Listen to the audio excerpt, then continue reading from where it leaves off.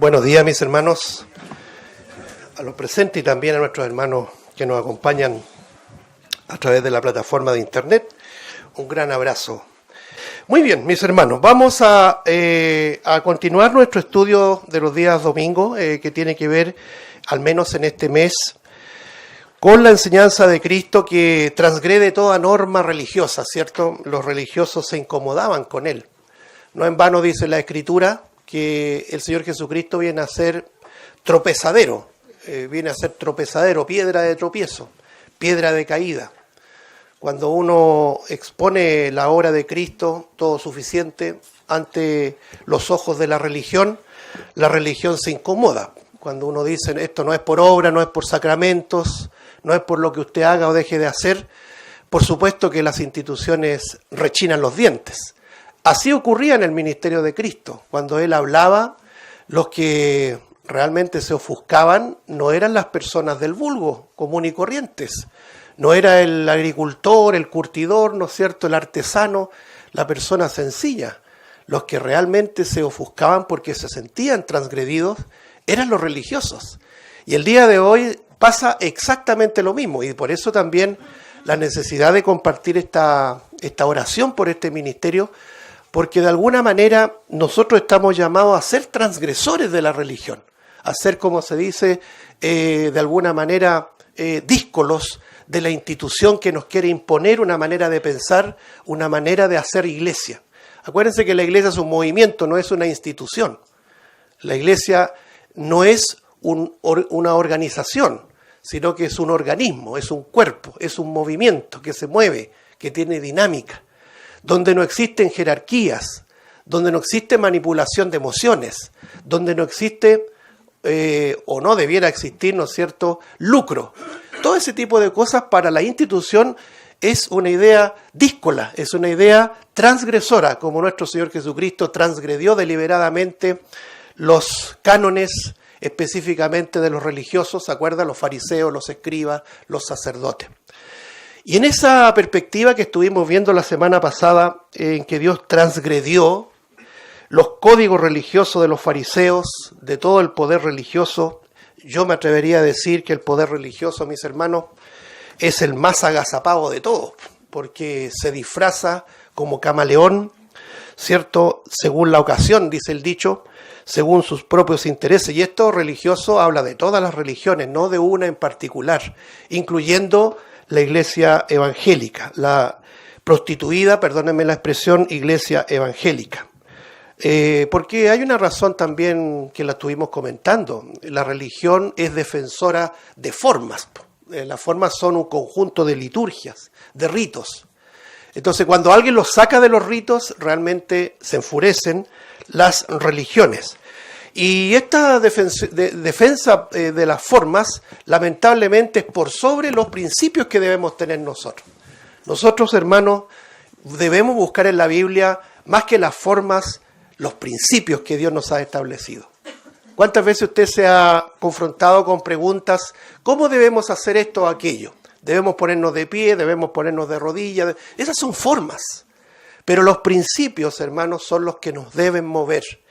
Y eso es lo que pasaba con las religiones, en este caso principalmente la religión judía, los judaizantes de la época de Cristo, se sentían bastante incómodos con este Jesús de Nazaret, lo voy a decir así, porque venía a desmoronar todas las cosas.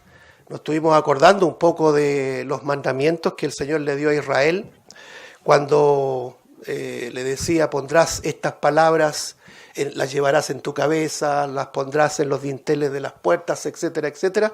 Y ellos, en lugar de apropiarse de ese principio, de ese llamado a ser reverente con la palabra de Dios, ¿qué hicieron ellos?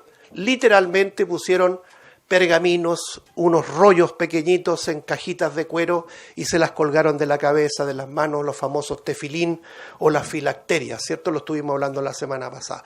Lo que Dios quiere no es formas. Él quiere que nosotros nos preocupemos de los principios, de la doctrina, de la cosa consustancial de la iglesia. Ahora, en esa mirada, hermanos, tan somera que hicimos la semana pasada como introducción, nos encontrábamos con ese pasaje de Isaías 65:5, que espero que lo recuerde siempre, cuando el Señor confronta a Israel, aquellos que decían, ¿no es cierto?, no te acerques a mí porque yo soy más santo que tú. Esa expresión carnal, desapegada del Dios de la Biblia, es muchas veces el motor de las iglesias. Una presumida santidad que hace de nosotros personas que presumen ser mejores que los demás. Hermanos, todo lo que nosotros recibimos, todo lo que tengamos para exhibir que es bueno, hermanos, por favor, meditemos en eso, eso le pertenece al Señor, no es nuestro. Por lo tanto, la iglesia es un faro en alta mar, es sal de la tierra, luz del mundo, y el Señor dijo, no ruego que los quites del mundo, pero que los guardes del mal. A veces me preocupa nuestra posición un poco de esa santidad, de querer apartarse del mundanal ruido o de la mundanalidad. Nosotros tenemos que estar ahí para hacer luz del mundo, ¿cierto? Lo decíamos la semana pasada, es como que no queremos ver a los pecadores. Bueno, y si no queremos ver a los pecadores, ¿a quién le vamos a predicar? Si todo el mundo que no está en Cristo son pecadores perdidos. Y escúcheme bien, nosotros somos pecadores también, pero pecadores redimidos, salvados y por pura gracia. Y como decía el apóstol Pablo a los romanos, nosotros no somos mejores que ellos. En esta mañana, hermanos, vamos a meditar, como lo ve en la pantalla, sobre una experiencia de nuestro Señor Jesucristo que realmente fue una explosión para los religiosos. Nuestro Señor Jesucristo comió con pecadores, compartió la mesa con pecadores. Vamos a abrir nuestras Biblias en Mateo capítulo 9, por favor, hermanos. Mateo capítulo número 9. Vamos a dar lectura primero a este trozo desde el versículo 9 al 13. Dice así la palabra del Señor. Mateo capítulo 9, verso 9. Pasando Jesús de allí, vino a un hombre llamado Mateo, que estaba sentado al banco de los tributos públicos y le dijo, sígueme. Y se levantó y le siguió. Es un milagro, realmente una respuesta automática. Versículo 10. Aconteció que estando él sentado a la mesa en la casa, he aquí que muchos publicanos y pecadores que habían venido se sentaron juntamente a la mesa con Jesús y sus discípulos. Cuando vieron esto, los fariseos dijeron a los discípulos, ¿por qué come vuestro maestro con los publicanos y pecadores?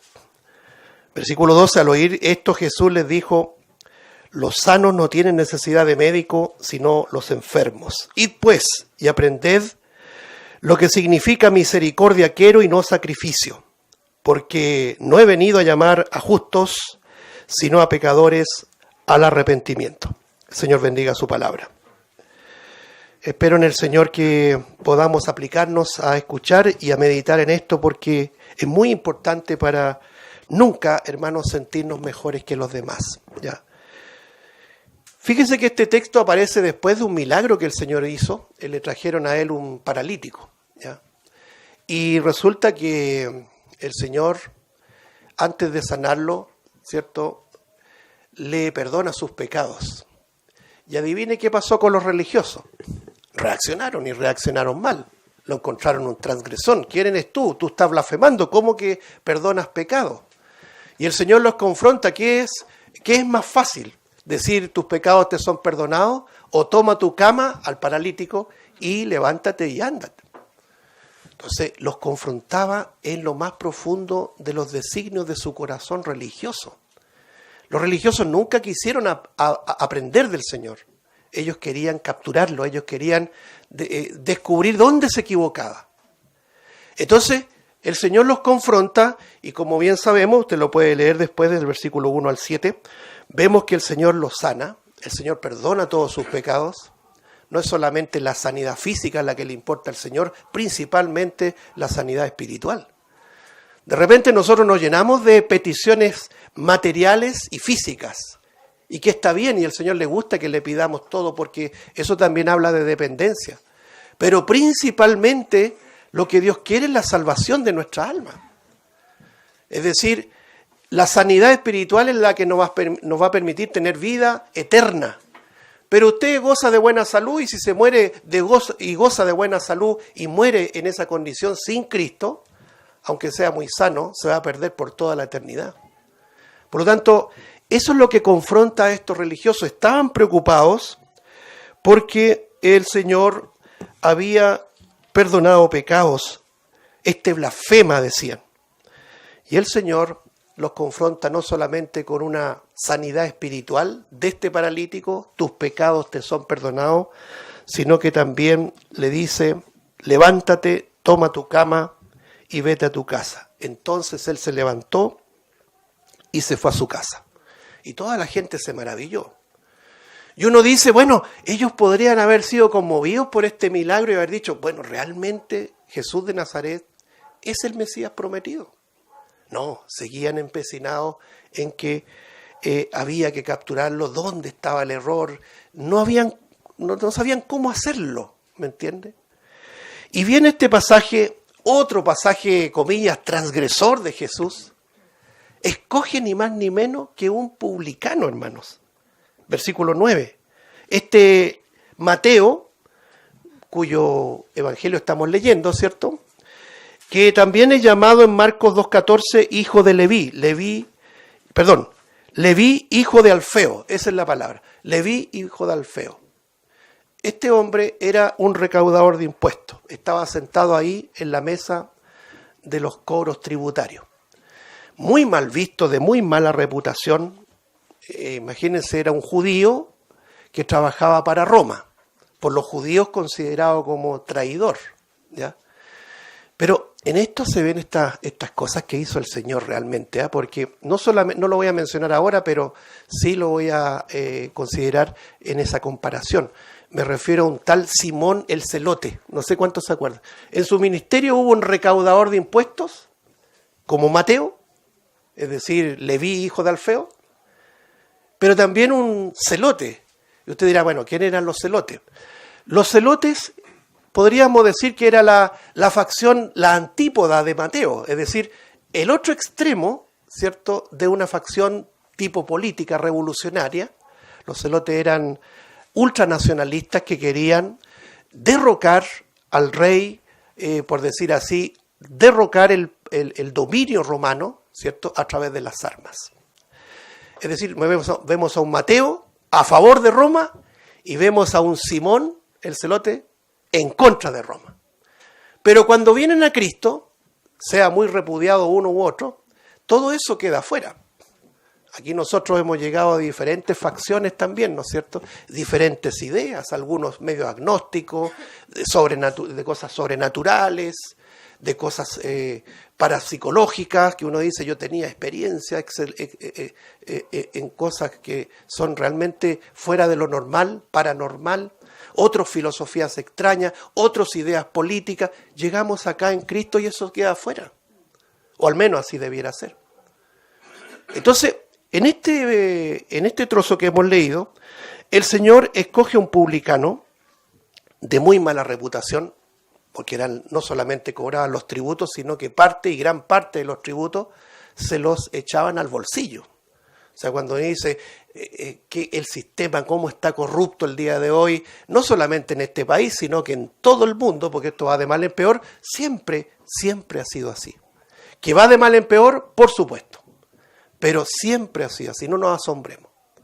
Y resulta que estos publicanos o cobradores de impuestos cobraban, pero cobraban excesivamente para que ese saldo fuera a parar a sus arcas, ¿cierto? Entonces eran unos ladrones, en definitiva, ladrones con cuello y corbata, ladrones, de alguna manera, con licencia para robar. El Señor Jesucristo, por ejemplo, cuando presenta la enseñanza de disciplina y habla de que una persona no quiere aprender, dice inclusive, si no quiere escuchar a la iglesia, si no quiere escuchar a los hermanos, tenle por gentil y qué más. Y publicano, es decir, tenlo por lo peor de la sociedad. Y ahí lo descarta. O sea, tenía un concepto bastante malo de lo que es un publicano. Ahora yo quiero complementar esto, por ejemplo, algo interesante que está en Lucas capítulo 3, hermano, a ver si me acompañan.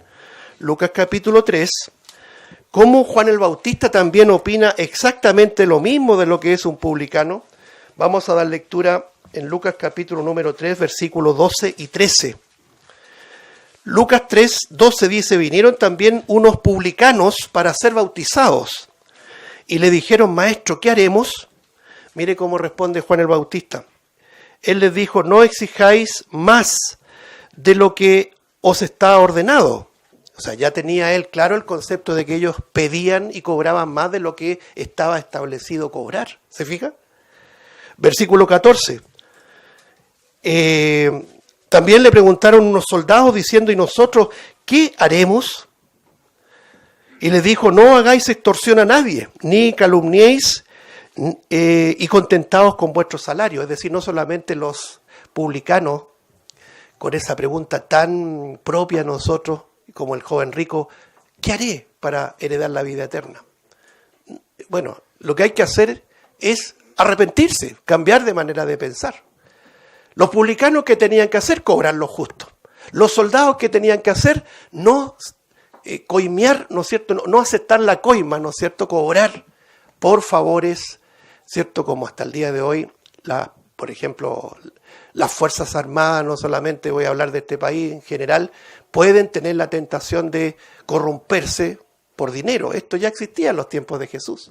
Entonces, Juan el Bautista le dice, estén contentos con vuestro sueldo y no extorsionéis. Es decir, no presionar a cambio de dinero. Entonces, los publicanos están en ese grupo realmente, volvamos a Mateo capítulo número 9, están en ese grupo realmente de pésima reputación. Sin embargo, el Señor escoge a este Mateo, Leví, hijo de Alfeo.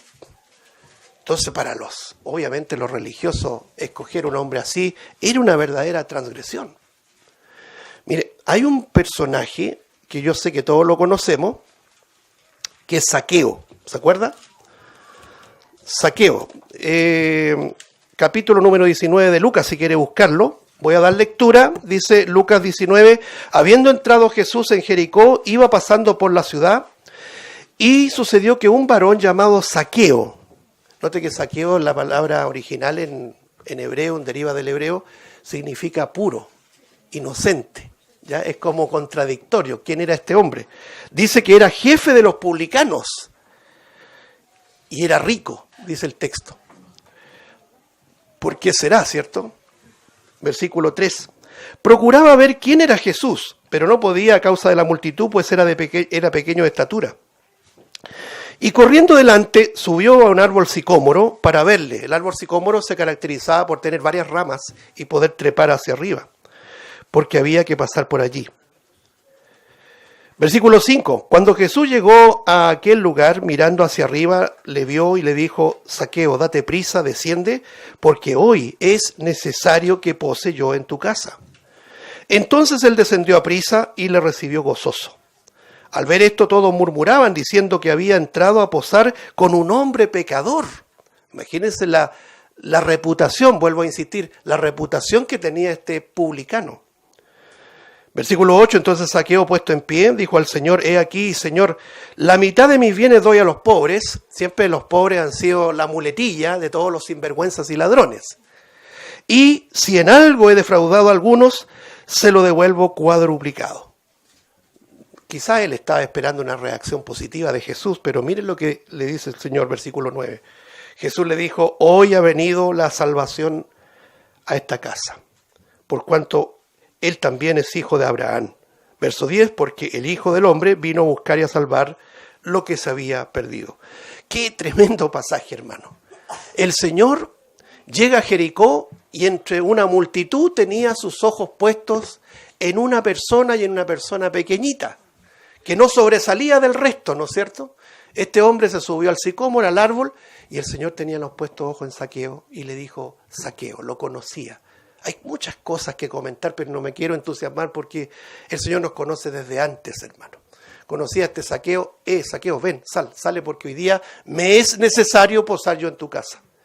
Me es necesario, esa palabra significa me es obligatorio. Cristo usó más de una vez esa expresión, me es necesario. Cuando tuvo que ir a Jerusalén, le decía a sus discípulos, me es necesario ir a Jerusalén y padecer de los principales sacerdotes, los escribas, los fariseos. Esa expresión es parte de un itinerario que el Señor debía cumplir. Ahora, este hombre quiso escudarse en esa expresión, yo doy mi parte, la comparto con los pobres. No, si eso no cautiva al Señor. Lo que tú hagas o dejes de hacer no es lo que lo cautiva. El Señor vino a salvar a este vil pecador como cualquiera de nosotros. Y este vil pecador era un publicano. ¿Se entiende? Un publicano ladrón, sinvergüenza, ¿cierto? Que robaba, que estafaba. Pero el Señor le amó. ¿Qué podemos decir ante eso? ¿O nosotros podemos limitar la potencia de la gracia y del amor de Dios? Uno podría decir, yo no sería como este Zaqueo. No, es muy probable que no, a lo mejor serías peor, ¿cierto? Seríamos peor. Entonces ya nos queda claro, volvamos a Mateo 9. Hay mucho que comentar de Zaqueo, pero no es nuestro tema ahora. Quedamos en claro, hermano, o tenemos claro de lo que significa para la sociedad de ese momento lo que era un publicano, un recaudador de impuestos. Y ocurre, hermanos, que en esta elección, que a mí me llama mucho la atención también, esa frase que aparece al final del versículo 9, me refiero a Mateo 9:9, dice, sígueme. Y se levantó y le siguió. Ese es lo que se conoce como un llamamiento eficaz. Cuando Dios llama a una persona, esa persona no puede resistir ese llamamiento. Y eso es lo que ocurrió con todos nosotros. Imagínense ustedes, este hombre usufructuaba, hacía mal uso de las recaudaciones públicas.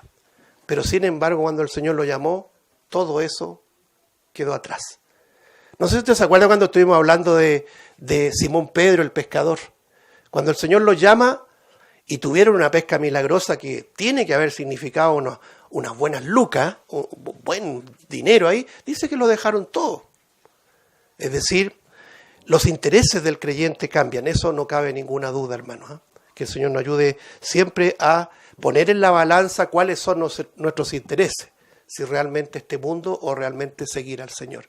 Este Mateo expresa una actitud determinante, decisiva de dejarlo todo y seguir al Señor. Eso quería comentarlo al margen porque da para mucho. Pero nuestro tema es el siguiente, versículo 10, Mateo 9:10. Aconteció que estando él sentado a la mesa en la casa, he aquí que muchos publicanos y pecadores que habían venido se sentaron juntamente a la mesa con Jesús y sus discípulos. Imagínense, hermano, este publicano llamado Mateo o Leví, hijo de Alfeo, había experimentado sensibilidad a las palabras de Jesús. Mire, hay otro publicano que también lo quiero poner como ejemplo, solamente al margen. El Señor puso una parábola, el fariseo y el publicano, ¿se acuerdan? Habían dos personas que subieron a orar. Uno era fariseo, que oraba de la siguiente manera, note la diferencia, te doy gracias Dios porque no soy como los otros hombres pecadores. Qué terrible esa oración, ¿no es cierto? Quiera Dios que ninguno de nosotros pudiera ni siquiera pensar una oración así. No soy como estos ladrones, adúlteros y todo lo que significa pecado.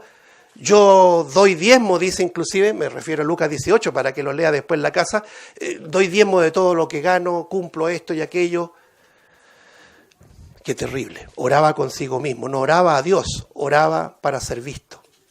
Pero en contraste, y vaya qué contraste, había un publicano que ni siquiera quería alzar su mirada al cielo. Y expresó 5 palabras, cinco palabras bien digo. Sé propicio a mí, pecador. Él reconocía que era un miserable pecador. Y dice la Escritura que él fue justificado, que él se fue justificado, es decir, declarado justo por Dios. Y no así el fariseo. Por más santidad presumida, por más estatura religiosa que tenía ese fariseo no se fue justificado a casa porque tenía su corazón lleno de sí mismo, pero ese publicano, ese odiado publicano, ese ladrón y estafador, tenía sensibilidad de pecado, pidió perdón, ¿cierto? Y el Señor lo justificó. Fíjense que nosotros no necesitamos no nos exige ningún requisito para ser salvos. Simplemente decir, Señor, perdóname. Esa expresión del publicano es, sé propicio. ¿Quién le enseñó a ese publicano que la propiciación es que la ira de Dios no le llegara a sí mismo? Eso significa propiciación. No lo sabemos. El Espíritu Santo lo conmovió a ese hombre a tal punto de decir que tu ira, que tu justo juicio no caiga sobre mí. Por lo tanto, aprendemos mucho de estos publicanos que llegaron a comer con el Señor. Imagínense usted hoy día una escena así. ¿Qué harías tú? ¿Qué haría yo? Si un día nos encontráramos hipotéticamente así con una escena en que nuestro Señor Jesucristo, el santo y 3 veces santo, sentado en una mesa con borrachos, con sinvergüenzas, con prostitutas, yo creo que rasgaríamos las vestiduras. Pero ¿cómo el Señor si es santo? Bueno, el proverbio dice, no te sientes a la mesa con los borrachos. Para la religión, nuestro Señor Jesucristo es una verdadera transgresión. ¿Cómo es posible que Jesús comiera con este tipo de personas?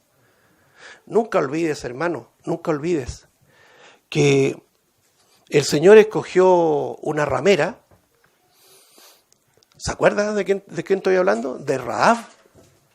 Cuando en el tiempo de Josué se envían unos espías a ver la ciudad de Jericó, esos espías fueron hospedados por una mujer de una pésima reputación, que estoy seguro que ni tú ni yo la hubiésemos escogido para una tarea tan sacra como la conquista de Jericó.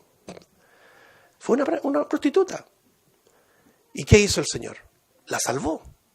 Y no solamente la salvó, hermano, usted la ve incluida en la línea hereditaria genealógica de nuestro Señor Jesucristo. ¿Qué pues diremos a eso? Profunda gracia de Dios, hermano. Entonces, esa escena de ver al Señor Jesucristo comiendo con pecadores era realmente una escena que a los religiosos los enfurecía.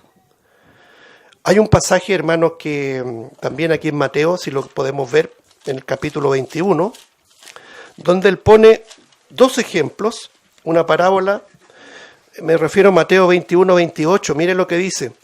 Pero ¿qué os parece? Un hombre tenía 2 hijos, y acercándose al primero le dijo, hijo, ve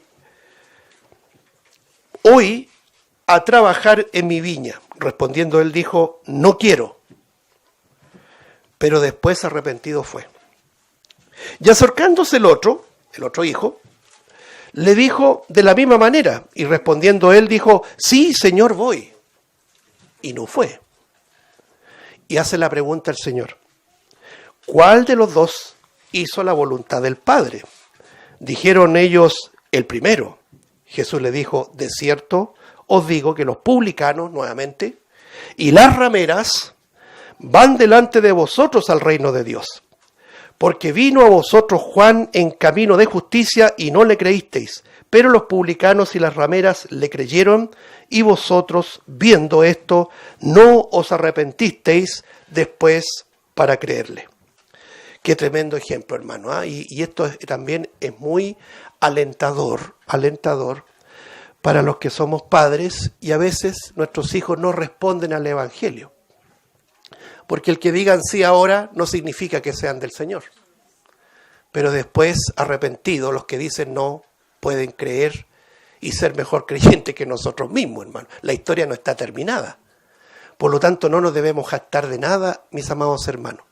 Pero el Señor Jesucristo entrega una tremenda enseñanza. La religión cierra las puertas al reino de Dios. Ellos presentan un camino que parece derecho, pero su fin es camino de muerte, como lo dice Proverbios 14:12. Y de la misma manera, el Señor les enrostra. Ustedes no han querido creer, pero los publicanos que tanto son odiados en esta sociedad, en la sociedad de Cristo, ¿cierto?, contemporáneos de Cristo, y las rameras que eran repudiadas, y los borrachos y toda la parte marginal de la sociedad, como hoy día mismo, esta sociedad se divide en buenos y malos. Bueno, el Señor los acogió en una mesa para llamarlos al arrepentimiento. Entonces, Esta escena no es menor, mis amados hermanos. Una escena en que el Señor se sienta y come con publicanos y pecadores. No especifica qué tipo de pecadores eran el resto. Los publicanos es, por decir así, los protagonistas de esta escena, los recaudadores de impuestos. Sin duda que el Señor los llamó al arrepentimiento. Sin duda que les enrostró el pecado. Lo que estaban haciendo no estaba correcto. Por supuesto que sí. No lo detalla el Evangelio, pero llamar al arrepentimiento es llamar a cambiar de manera de pensar. Los publicanos están especificados, pero también dice publicanos y pecadores. Podríamos decir que habían ahí borrachos, podríamos decir que habían ladrones, habían sicarios. En ese tiempo, en la sociedad del tiempo de Jesús, habían sicarios, quizás celotes, quizás también prostitutas. Y estaban comiendo con el Señor, el versículo 10. Ahora, nosotros debemos entender, mis hermanos, que el Señor enseña en su palabra que comer, sentarse a comer en una aplicación, lo voy a decir, histórica, significaba más que sentarse a comer algo. Era una expresión de intimidad y de comunión. Por ejemplo, el Señor le dice a la iglesia en la Odisea, esa iglesia rebelde que representa fielmente la iglesia de hoy en día, hermano, la que usted ve a través de las redes sociales, que se jacta de lo que tiene, de su grandeza, pero adolece de algo gravísimo. El Señor está afuera, no está dentro. Y el Señor está llamando a que la gente salga. Y le dice, el que abre la puerta, entraré a él y cenaré con él y él conmigo. En el lenguaje hebreo, cenar, comer, participar de una mesa tiene el sentido íntimo de comunión.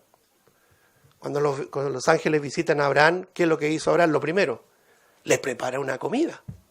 Cuando los ángeles llegan ahí a Sodoma y Gomorra, Lot, ¿qué es lo que hace? Les prepara una comida en la casa.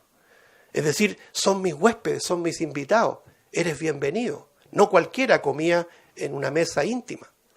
Y el Señor Jesucristo come con pecadores, entre los cuales potencialmente estamos todos nosotros, hermanos. Él nos ha convidado a su mesa. Cuando nosotros celebramos las mesas del Señor, que también se ha transformado en una liturgia religiosa, y lo quiero decir con todas sus palabras y sus letras, tenemos que desmoronar todo aquello, hermano.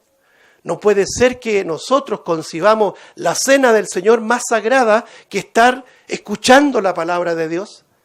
Todo lo que hace la iglesia es parte de lo que Dios quiere que hagamos. Pero, sin embargo, la cena del Señor se le ha llamado ahora Santa Cena, que es una expresión no bíblica, es una expresión católica que se metió en el lenguaje evangélico. ¿Por qué digo esto? Porque la cena del Señor es el lugar íntimo donde comemos con nuestro Señor por la fe, contemplándolo a través de dos símbolos, muy sencillos, pero no menos profundos. Un pan, que simboliza su cuerpo despreciado, desechado, sin sabor, sin atractivo. Y una copa, que simboliza su sacrificio. Un cuerpo, un sacrificio, un pan y una copa. Él está en medio de los creyentes que se reúnen a comer con el Señor. ¿Y quiénes son aquellos? Pecadores como tú y como yo. No mejores que nadie. ¿Se entiende? La iglesia es un lugar donde llegamos pecadores. Por lo tanto, ¿qué hace la religión hasta el día de hoy? No, a la cena no puedes entrar, tú tienes que tener cuidado porque tienes que estar santo. Esa santidad presumida no es la que nos va a salvar, hermano. Es la que el Señor aborrece. Todos estamos llamados a vivir vida santa, por supuesto. Si nadie está discutiendo eso. Pero nunca debemos perder la perspectiva de que el Señor sabe, y a veces no lo sabemos nosotros, sabe que nosotros somos pecadores. A Él no le podemos ocultar nada. El sentarse a la mesa a comer y con pecadores, era una expresión de intimidad y significa comunión. Ahora, hay un conflicto que se presenta en la iglesia, me acuerdo, en 1 Corintios 5. A ver si me acompañan, hermanos, por favor. En 1 Corintios capítulo 5, versículo 9 al 13, dice lo siguiente. 1 Corintios 5, 9. Os he escrito por carta que no os juntéis con los fornicarios. No absolutamente con los fornicarios de este mundo, o con los avaros, o con los ladrones, o con los idólatras, pues en tal caso os sería necesario salir del mundo. Qué buena enseñanza de Pablo, ¿no? Nosotros vivimos entre pecadores, con la diferencia que nosotros somos pecadores redimidos, perdonados, pero somos pecadores. No vivimos en la práctica del pecado, pero somos pecadores. No nos hace mejores. Entonces dice aquí Pablo, si nos quisiéramos apartar del mundo, entonces tendríamos que escapar lejos del mundo, como lo hicieron los monjes, ¿no es cierto? Que se escapaban de la mundanalidad, pero se llevaban el pecado dentro del corazón. Aquí aclara el apóstol Pablo, versículo 11, más bien os escribí que no os juntéis con ninguno que, llamándose hermano, fuere fornicario o avaro o idólatra o maldiciente o borracho o ladrón, con el tal ni aun comáis. ¿Sabe lo que está juzgando duramente Pablo aquí? La hipocresía. Ese es un asunto pero crucial en nuestra relación con Cristo. Tú sabes muy bien, yo sé muy bien que somos pecadores. Pero si tú no reconoces tu pecado delante del Señor y te disfrazas o te escudas en una religión, pasas a ser un hipócrita. Con el tal ni aun comáis. Fíjese lo que dice más adelante, versículo 12. ¿Por qué? ¿Qué razón tendría yo para juzgar a los que están afuera? ¿No juzgáis vosotros a los que están adentro? ¿O están dentro? Versículo 13.